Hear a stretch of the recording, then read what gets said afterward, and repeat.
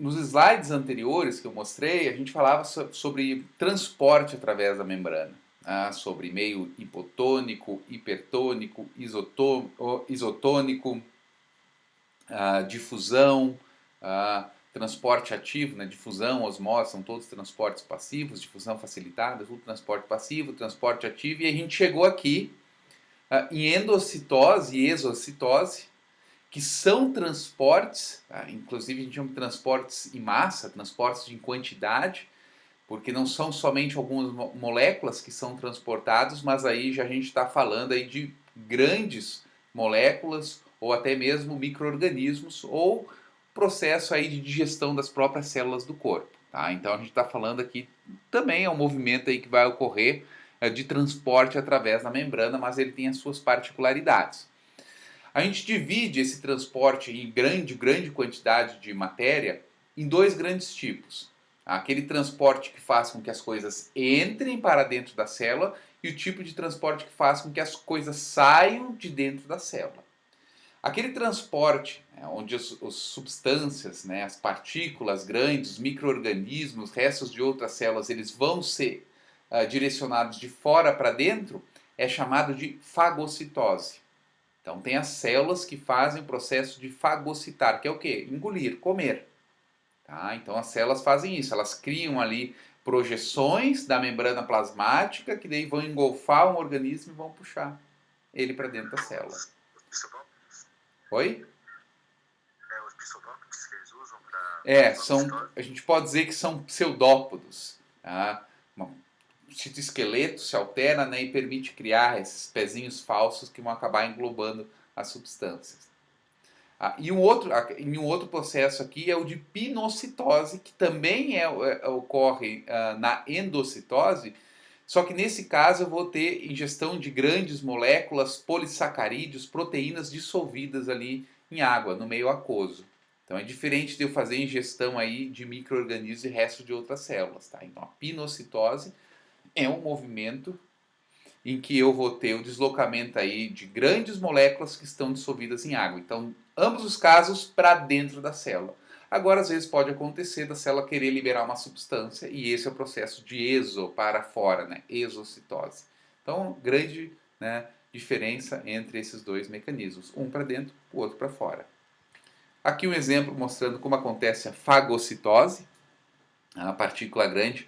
Aqui eu tenho o meu citoplasma, eu não, né? A célula tem o citoplasma dela e a membrana plasmática. A membrana plasmática ela vai sofrer um processo de invaginação. Não é tão simples assim, porque nessa membrana existem ali uma série de proteínas e outras substâncias que ficam voltadas para fora. Né? E as bactérias elas são reconhecidas porque elas têm um ligante que se associa num receptor. O que é o receptor? É tipo uma anteninha, ali, ela está captando as coisas. E essas antenas, né, esses receptores, conseguem captar onde estão as bactérias, eles vão lá, se ligam às bactérias e englobam as bactérias. Né, por esse pseudópode, até que o Alex comentou, né, que é um pezinho falso, pseudo-falso, né, de podos, pé. Então, ela cria essa estrutura que engloba essa bactéria, por exemplo, e vai possibilitar que, uma vez englobado, essa bactéria ou outro agente patogênico, ou resto de célula, ou uma célula inteira, seja destruído. Então, quando se tem a fagocitose, se cria uma vesícula ao redor desse organismo, e essa vesícula é chamada, junto com o organismo, de fagossomo.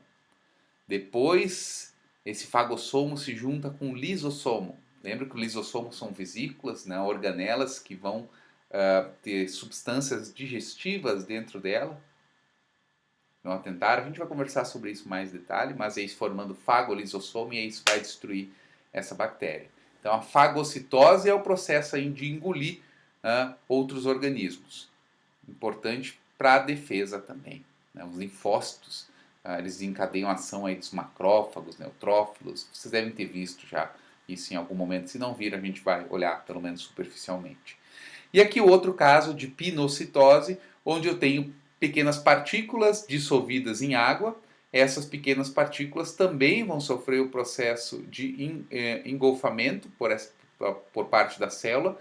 Essa membrana ela sofre esse processo de invaginação que vai englobar esse material que vai ter que ser ingerido, e esse material ingerido forma o pinossomo, porque antes era o fagossomo, porque era fagocitose, que a pinocitose é o chamado de pinossomo. Enfim, e depois essas substâncias aqui vão poder ser digeridas quando esse pinossomo se associa com o lisossomo. Então, são alguns nomes, mas qual é que é a ideia? Esse movimento de fagocitose e pinocitose são um movimento em que a célula vai englobar substâncias que estão fora dela, tá? Aqui mostrando o processo a diferença entre os processos de endocitose e exocitose. Essa aqui é a membrana plasmática, olha só, uma cabeça aqui hidrofílica, as caudas hidrofóbicas, bicamada lipídica, porque as caudas são apolares, que uma série de substâncias na porção extracelular, aqui extracelular e intracelular, extracelular fora da célula, intracelular dentro da célula, perceba aqui o citoplasma. Então, essas substâncias têm que ser engolfadas, elas têm que ser direcionadas para dentro da célula, ocorre o processo de invaginação e se forma essa vesícula, e essa vesícula aqui, livre no citoplasma, depois vai poder se associar aí com outras vesículas carregando enzimas que fazem a digestão para eliminar essas substâncias. Tá? E aqui o caminho inverso, a endocitose é colocar as substâncias para dentro, a exocitose vai ser aquele movimento de eliminar as substâncias que estão dentro da célula, então tirando de dentro para fora, que é o que está mostrando aqui. Uma vesícula já está formada, ela já existe dentro da célula, essa vesícula se associa, ela migra no citoplasma, se associa com a membrana plasmática. E como a vesícula tem o quê? Membrana, que é da mesma constituição estrutural que a própria membrana plasmática, ela consegue se fusionar. E aí, ao se fusionar, ela acaba liberando as moléculas que estão aqui dentro para o meio extracelular. Então tem uma fusão da membrana da vesícula com a membrana plasmática e, consequentemente, a eliminação do conteúdo que estava aqui dentro dessa vesícula.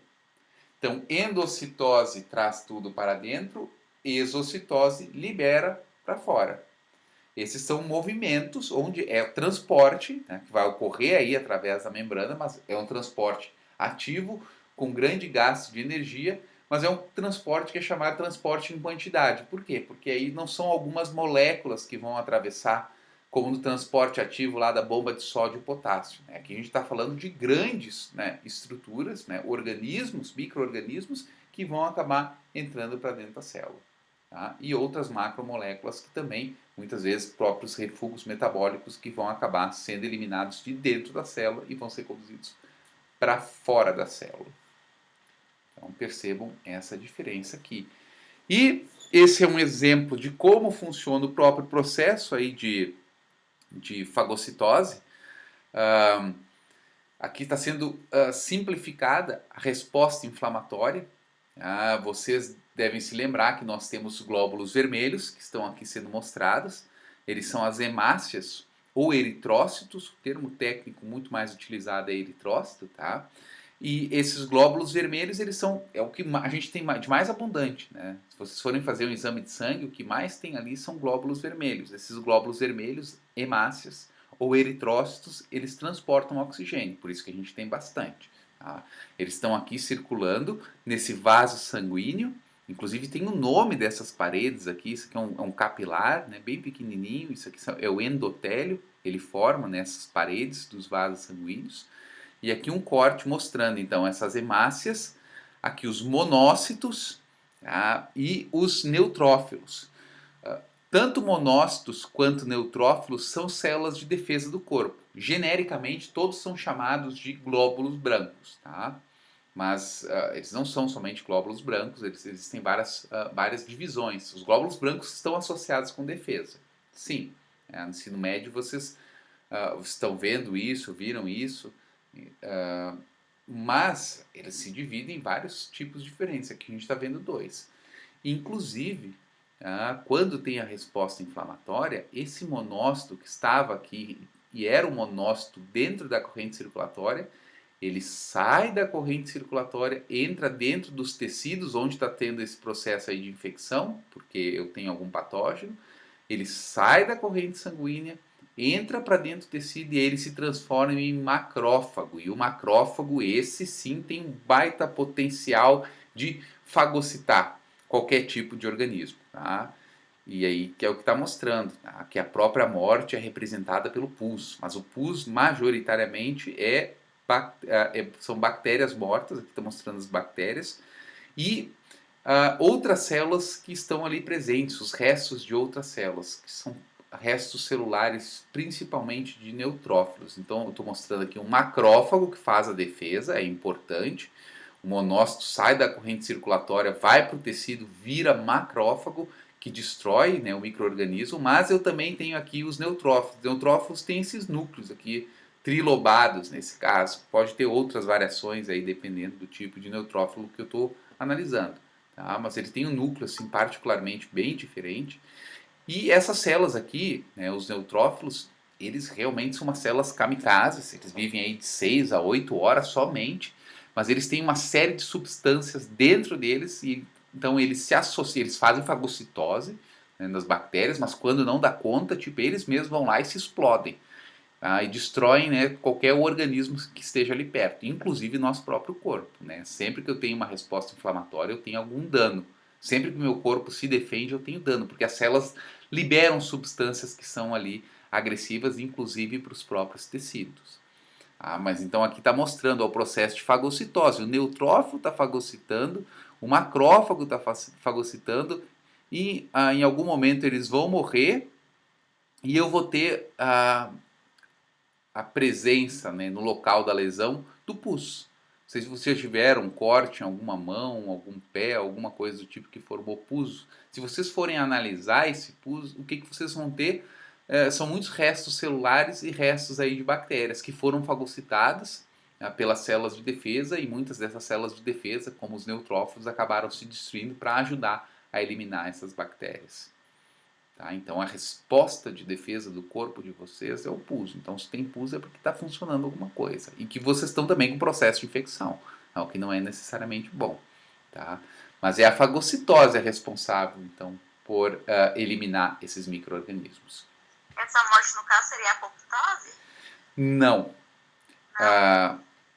A apoptose é a morte celular programada. Por exemplo, algumas células que estão infectadas, né, todas as células estão sendo constantemente vigiadas, e aí algumas são infectadas, aí as células de defesa vão lá e dizem, tu está com problema, se mata, aí a célula vai lá, ela se mata. Isso é chamado de apoptose. Inclusive isso é muito importante no nosso próprio desenvolvimento. Se vocês olharem a mão de vocês, a mão é separada, né? Os dedinhos são todos separados. Mas não foi sempre assim, inicialmente era só uma estrutura, e as células daqui foram morrendo e foram dando origem, né, aos dedos. E essa morte dessas células é uma morte controlada. Não existe, o que quer dizer com isso? Não existe extravasamento do líquido, das substâncias que estão dentro da célula. Então, na morte celular programada, a célula morre e ela murcha e não tem nenhum tipo de resposta inflamatória.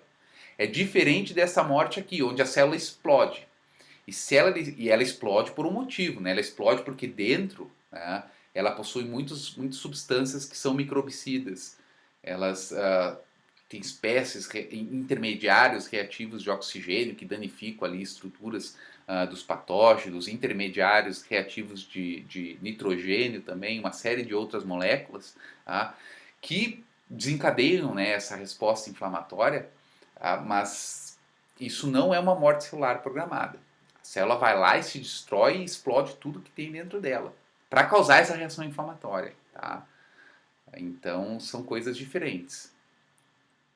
Não sei se... Uma coisa é controlada, tipo, não sai nada de dentro da célula, ela não explode, ela não libera substâncias que estão dentro. Isso é apoptose. A outra aqui é essa explosão que a célula pode ter. A gente pode dizer assim, um caso aí de necrose, se assim for considerado. A célula ela libera substâncias que estão dentro para causar reação inflamatória.